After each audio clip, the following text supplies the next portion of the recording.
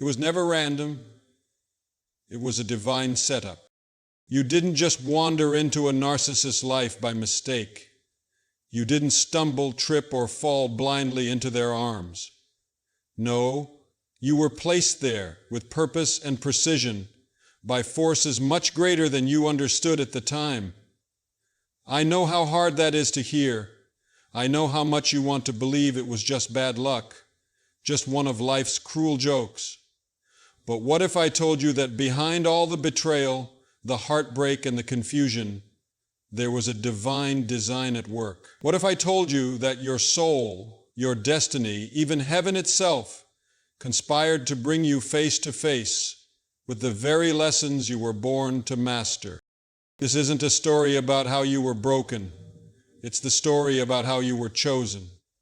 Chosen to awaken, chosen to rise, chosen to become the version of yourself that no comfort zone could have ever built. The truth is, the narcissist didn't find you by accident.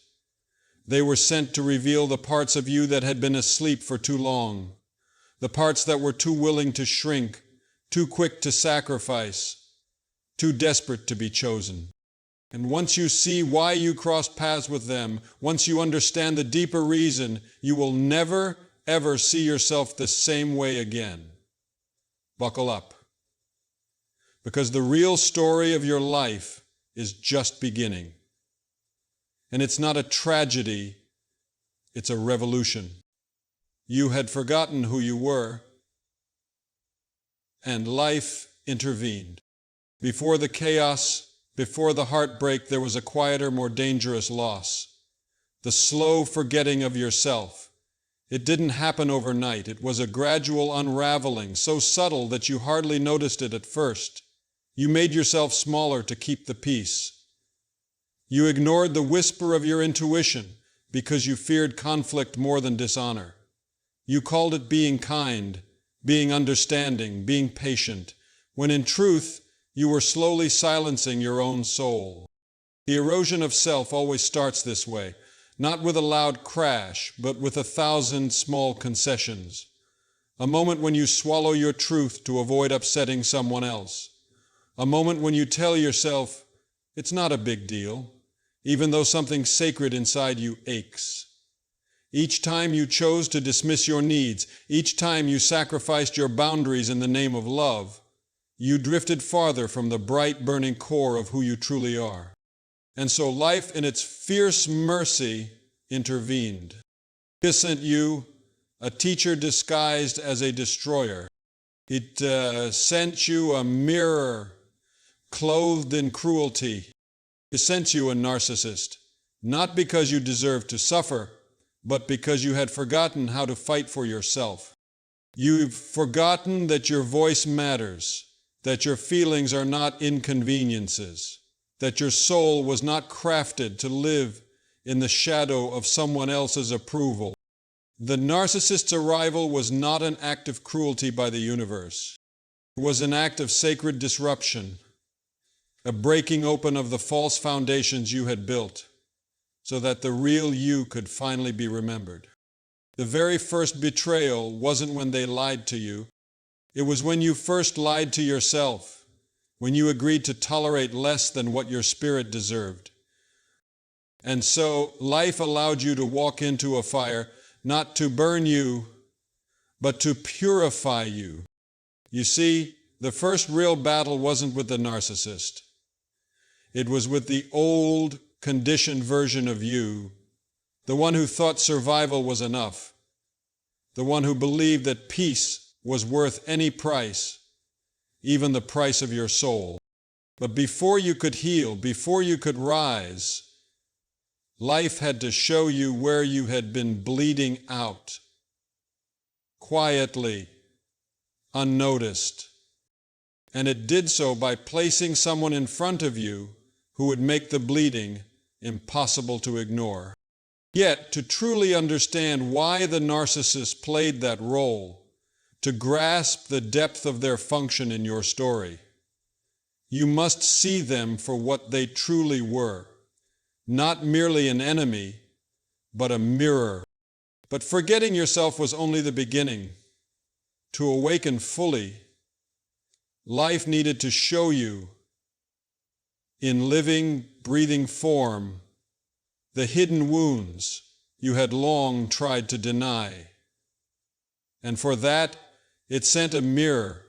The narcissist was a mirror reflecting your unhealed wounds.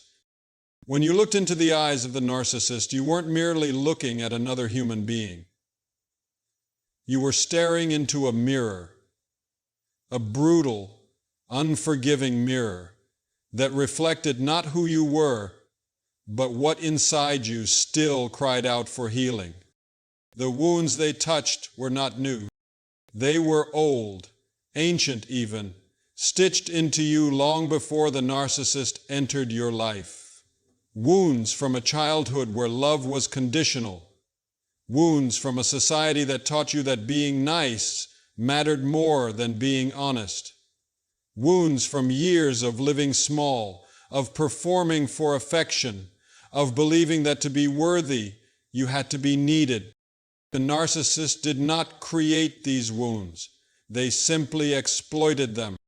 Like a predator who smells blood in the water, they sensed where you still questioned your worth, where you still craved validation, where you still feared abandonment. And they moved in, not with healing in their hands, but with manipulation in their eyes. In the beginning, it felt like salvation. They mirrored your dreams, your hopes, your deepest unspoken longings. They made you feel seen, chosen, even extraordinary. But it was never about you. It was about their hunger. They fed on your vulnerabilities, using them to pull you deeper into a dance where only they called the steps. And yet, even this cruelty was allowed not to punish you, but to free you. For too long, you had hidden your pain behind masks of competence and resilience. You told yourself you were fine. You told yourself you could handle it. But inside, the wound festered, and what festers in the dark can never be healed. The narcissist forced your wounds into the light.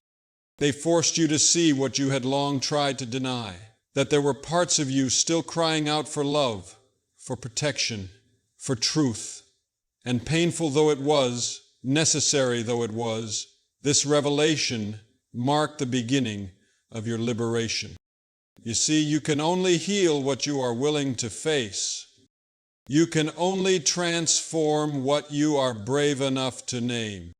So the narcissist, in all their manipulation and betrayal, became the unwilling herald of your rebirth.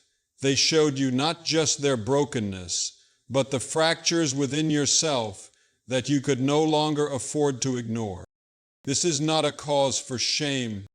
It is a call to glory, because the deepest truth is this: you were never weak, you were wounded. And wounded hearts, once healed, carry a power that nothing, not betrayal, not abandonment, not even years of silence, can ever destroy. If you're ready to reclaim every part of yourself that pain once tried to silence, comment below. I see my wounds, and I choose to heal. This declaration isn't just words, it's a line in the sand.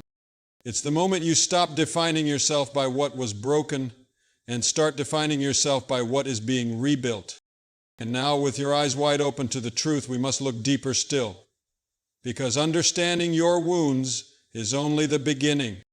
Next, we must confront how the chaos they brought into your life was never random either, but a divine design to shake you awake. Their chaos was designed to wake you up. Chaos, to the untrained eye, appears senseless, cruel even. But chaos, when viewed through the eyes of heaven, is often a tool of resurrection. And make no mistake, the chaos the narcissist brought into your life was not random. It was strategic. It was sacred. It was necessary. Before they entered your life, you had already ignored 1,000 whispers. Small moments when your gut clenched, warning you. Small moments when your soul recoiled from disrespect, but you overrode it with logic, with excuses, with the desperate hope that things would get better if only you loved harder, waited longer, sacrificed more. But the soul cannot be fooled forever. When the whispers were not enough, life turned up the volume. It sent you the storm. The narcissist was the embodiment of disorder, their love unpredictable, their words double-edged, their presence a constant tightrope walk between worship and devastation. They kept you spinning, doubting, questioning your very sense of reality. You didn't know from one day to the next whether you would be cherished or discarded, uplifted or destroyed. And in that dizzying, disorienting chaos, the walls you had carefully built to contain your old wounds began to crack. You see, if they had been simply unkind in a tolerable way, if they had been just cruel enough to bruise you but not break you, you might have stayed asleep. You might have continued minimizing, rationalizing, bargaining with your own intuition. But the narcissist made your pain loud. They made the dysfunction so undeniable, so inescapable, that you could no longer pretend. The knot in your stomach became unbearable. The anxiety that gnawed at your spirit could no longer be silenced. Your own body began to betray the lie you were trying to live. The lie that this was normal, the lie that you were fine. The emotional chaos they unleashed was, in truth, a divine alarm clock. It was shaking you awake from the slow death of self-abandonment you had been enduring. It was tearing apart the illusion that survival was good enough. It was exposing in excruciating clarity that peace, bought with the price of your own soul, is not peace at all. It is captivity.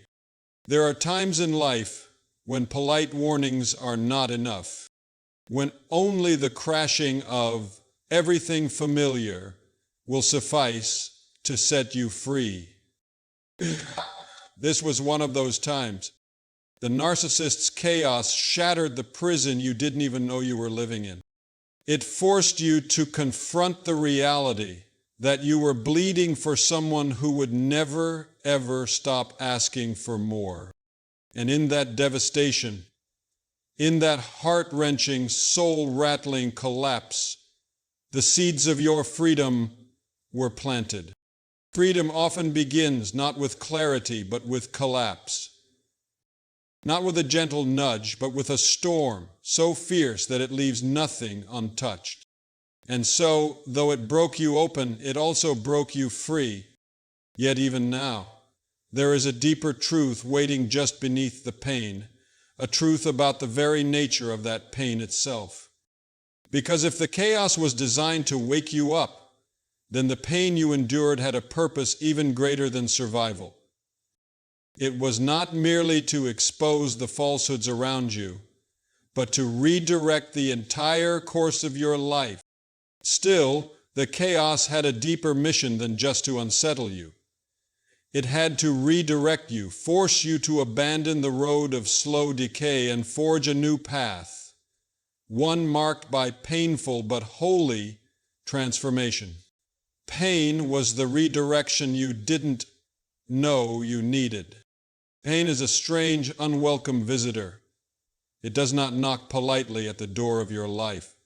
It barges in, overturning everything you thought was secure, scattering the fragile constructs you believed would protect you. At first, you despised it. You begged it to leave. You saw it as your enemy, as evidence that you had failed somehow. But you see, pain was never sent to destroy you. It was sent to deliver you. There are places your soul must travel that comfort will never carry you to. There are versions of yourself you are called to become that you will never meet if life is always gentle. And so, when the path you were walking could no longer lead to the future destined for you, pain came like a fierce and faithful companion to force your feet to turn. The suffering you endured with the narcissist, the betrayal, the heartbreak, the relentless erosion of your spirit was not a punishment. It was a pivot. It was the universe flipping over the tables you had set in the wrong places. It was heaven blocking the door to the life you thought you wanted so you could find the door that would lead you to the life you were born for. You see, there is a cruelty in comfort when it keeps you stuck. There is a violence in smallness when your soul was made for magnitude. You had outgrown the spaces you were trying to survive in, but you couldn't yet see it. So the scaffolding had to collapse. The illusions had to burn. The safety you had built by sacrificing yourself had to become intolerable. Pain has always been a revealer. It strips away what is false. It shows you where you have settled for less. It screams where your intuition whispered. It unmasks what you tried so hard to justify. And in that brutal unveiling, it hands you a choice. Continue clinging to the ruins of what was, or dare to step into the unknown and rebuild on a foundation of truth. For many of us, survival becomes a habit so entrenched that we forget survival is not the goal, thriving is. But thriving demands authenticity.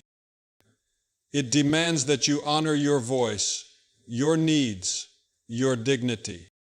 It demands that you stop begging for scraps of affection from those who feast on your suffering. Pain was the only thing loud enough to pull you out of the slumber of settling. It wasn't there to kill your hope, it was there to resurrect it, but this time rooted in something real. It taught you that love that costs your soul is too expensive. It taught you that loyalty to dysfunction is not virtue, it is bondage. It taught you that peace without self-respect is not peace at all. It is silent despair. And so, as much as you wept, as much as you grieved, as much as you raged against the heavens for allowing such devastation, the deeper truth remains. The pain did not destroy you. It redirected you. It severed the ties that needed to be broken. It burned the bridges you were too afraid to set fire to yourself. It closed the chapters that could no longer serve your destiny. In the wake of devastation, there is always space. Space to choose again, to rise again, to become again. And though it may still sting to think of all that was lost, the real miracle is not in what you left behind. It is in what you are now free to build. Yet even as you begin to reclaim your voice and your power, there is a greater truth still unfolding. A truth about your role in a much larger story. Because this journey you are on is not just about your healing, it is about the breaking of cycles that have bound generations before you. And as you began to rise from the wreckage, a greater revelation came into view. This was never just about your healing. It was about breaking ancient chains that had bound generations before you. You were chosen to break generational patterns. You may have believed for a long time that the pain you endured was personal, that it began and ended with you. But look closer, and you will see the long shadow stretching behind you, carried through bloodlines, whispered through generations. You were not merely surviving your own wounds, you were confronting the accumulated sorrows of those who came before you. The emotional neglect, the silent endurance, the deep-seated belief that love must be earned through suffering. These were not lessons you invented. They were inherited patterns, passed down like heirlooms from ancestors who, too, had been taught to settle, to shrink, to accept less than they deserved. The narcissist was not just a random tormentor. They were a living embodiment of these generational curses, showing up at your door so that you could finally see what needed to end. In facing them, you were not merely fighting for your own freedom. You were fighting for the liberation of every soul who had ever lived in chains of unworthiness, before you. Every time you chose to set a boundary where none had existed before. Every time you chose to walk away from dysfunction instead of rationalizing it. Every time you chose self-respect over codependency. You struck a blow against ancient lies that said survival was the best you could hope for. This is why it was so hard. This is why it cost so much. Because you were not just healing a broken relationship, you were breaking a pattern that had been reinforced by decades, even centuries of silent suffering. You were rewriting the narrative. You were doing the work your ancestors did not have the knowledge, the safety, or the voice to do. And in doing so, you became the bridge between what was and what could be. You became the turning point. It was never just about you. It was about your children, your grandchildren, the entire lineage that would now be spared from repeating the cycles of abandonment, fear, and emotional starvation. It was about refusing to pass on the legacy of quiet desperation disguised as love. It was about becoming the voice that says, "This ends with me." Your battle was sacred. Your stand was revolutionary. Your healing is a gift you are handing forward into a future you may never fully see, but whose freedom you have purchased at great personal cost. The pain you carried was heavy, because the chains you were breaking were old and tightly wound. But you were chosen for this task precisely because you had the strength to do what others could not. You were chosen because somewhere deep within you, even when you doubted it most, you carried a fire that refused to be extinguished by generational pain. And now, standing amid the ashes of what once was, you may wonder, what comes next? How do you rebuild a life after everything familiar has crumbled? How do you heal when the road back to yourself feels so long, so lonely, so brutally uncertain? To answer that, we must now turn toward the next truth that awaits you, the truth about the raw, unfiltered reality of true healing. Healing is brutal, but it births unstoppable freedom. Healing is often sold to us in images of calmness, soft lights, peaceful smiles, journal pages filled with affirmations. But the real work of healing, the kind that dismantles decades of survival and breathes life into your true self, is nothing like the tidy picture we are shown. Healing is brutal. It tears at you before it ever soothes you. It demands that you stand in the wreckage without flinching, without numbing, without pretending. Healing is not just about learning new truths. It is about grieving the old lies, the ones you lived by, the ones you built your entire life around. There are days in healing when you feel worse, not better. Days when you question whether leaving was a mistake, whether your intuition can be trusted, whether you are strong enough to survive the loneliness that inevitably follows liberation. Healing demands that you look your pain in the eye and refuse to run from it anymore. It requires you to sit in the silence where once there was chaos, to resist the urge to fill the emptiness with another distraction, another rescuer, another counterfeit comfort. It forces you to acknowledge that true peace is not the absence of pain, but the presence of self.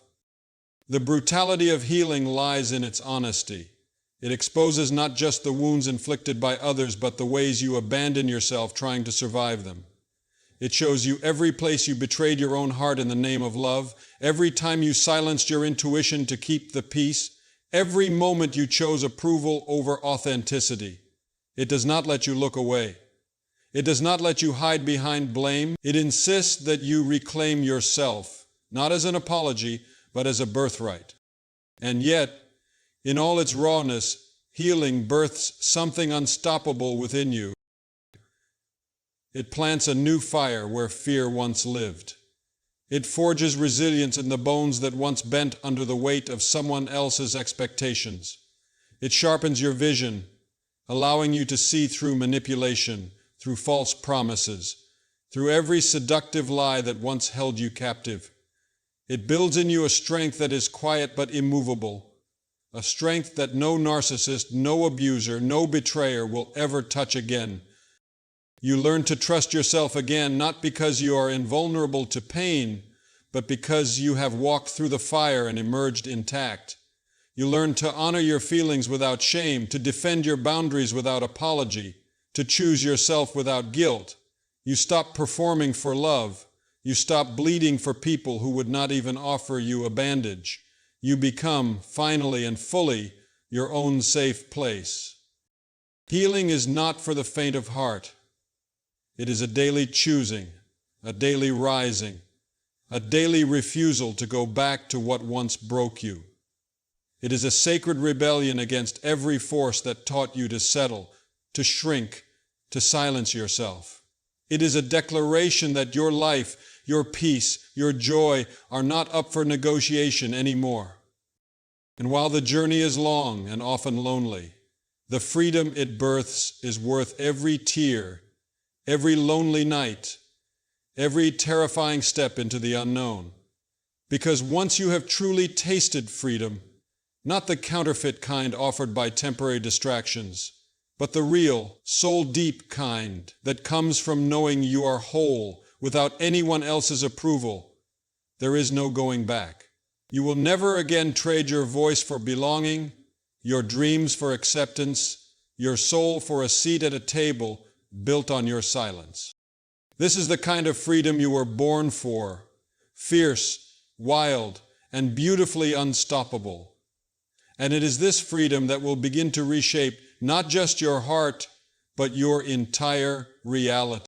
Yet healing, as powerful as it is only part of the journey. Because once you rise from the ashes of what broke you, a new life awaits. A life where you are no longer a magnet for chaos, but a beacon that calls forth a different kind of love, a different kind of peace. And once you have walked through the fires of healing, you emerge into a life utterly transformed. No longer a magnet for chaos, but a radiant beacon for real abiding love. Your new life, no longer a magnet for chaos, but a beacon for real love. When you rise from the ashes of what nearly destroyed you, you do not return as the same person who was once wounded. You return transformed, fortified, reborn. The fractures that once made you vulnerable to chaos have been sealed with the gold of wisdom, and you no longer carry the scent of desperation that once attracted brokenness masquerading as love. You are no longer a magnet for chaos because you have ceased to carry chaos within yourself. The storm inside has been calmed, and in that calmness, your life begins to change. You notice it first in the way you listen to your intuition, not as a faint whisper, but as a trusted guide. You notice it in the standards you now hold, standards that no longer feel negotiable or extreme, but simply right. You notice it in the energy you radiate, not frantic, not seeking, not pleading, but steady, grounded, and whole. People who once would have seen you as an easy target now find no foothold. Manipulators lose interest when they encounter someone who is no longer hungry for their counterfeit affection. The kind of love you attract now matches the kind of love you have learned to give yourself. Patient, respectful, and real love, true, soul-honoring love, does not arrive in chaos. It arrives quietly, steadily, without performance, without bargaining, without the need to abandon yourself to receive it. It respects your boundaries not as obstacles, but as sacred markers of your worth. It cherishes your authenticity instead of asking you to sacrifice it. It meets you at the level of your healed heart, not at the level of your old wounds. Your new life is not defined by who loves you or who doesn't. It is defined by the peace you refuse to surrender for anyone. It is marked by the joy that springs not from being chosen by others, but from having chosen yourself. You no longer chase potential. You no longer confuse intensity with intimacy. You no longer trade your light for temporary validation. Instead, you walk anchored in the unshakable truth that you were never unworthy, never unlovable, never too much. You simply had to remember it. This transformation does not make you invulnerable to pain, but it makes you unwilling to negotiate your soul for the comfort of familiarity. It doesn't mean you never face disappointment again, but it means disappointment no longer defines you. You grieve, you process, you move forward without returning to the prison you once mistook for love. You are a beacon now. Your very existence challenges the old systems built on control, on fear, on scarcity. You no longer fit into places that require your silence. You no longer beg to stay where you were never honored. And in doing so, you inspire others quietly, powerfully, to rise too. Your healed presence gives others permission to heal. Your boundaries give others permission to set their own. Your authenticity lights a path for those still trapped in the darkness of self-abandonment. This is the new life you were destined for all along. A life not free from all struggle, but free from the cycles that once kept you chained. A life where your peace is non-negotiable, your worth is not up for debate, and your love is a choice, not a plea. But to fully embrace this new reality, to fully step into the destiny carved out by every painful step of your journey, there is one final truth you must carry with you. A truth that reframes everything you once believed about your story, your suffering, and your rebirth. And so we now come to the final revelation.